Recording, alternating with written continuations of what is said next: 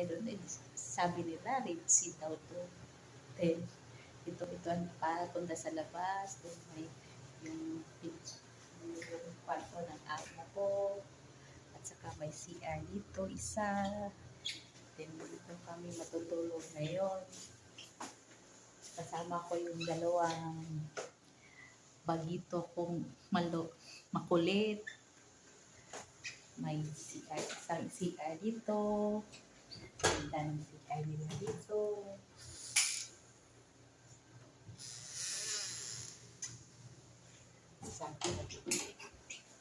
Dito tayo sa kusina.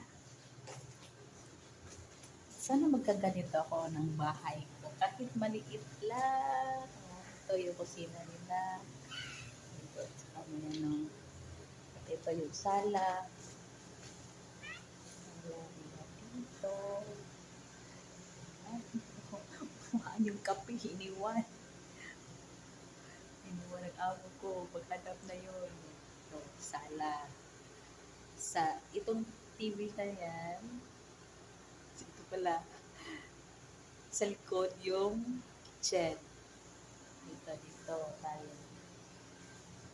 Ayos! Malapit sa dagat. Ito yung dagat. Dito yung dagat. Diyan. At may swimming pool dito. Daming sampay. Palagi nga maliligo. Palit ng damit. Ligo. Palit ng damit. Kaya si Kadama, bukas maglaba. Ang ganda ng resort nila.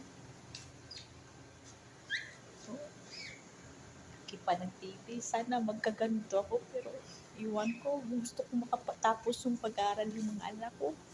Yan guys.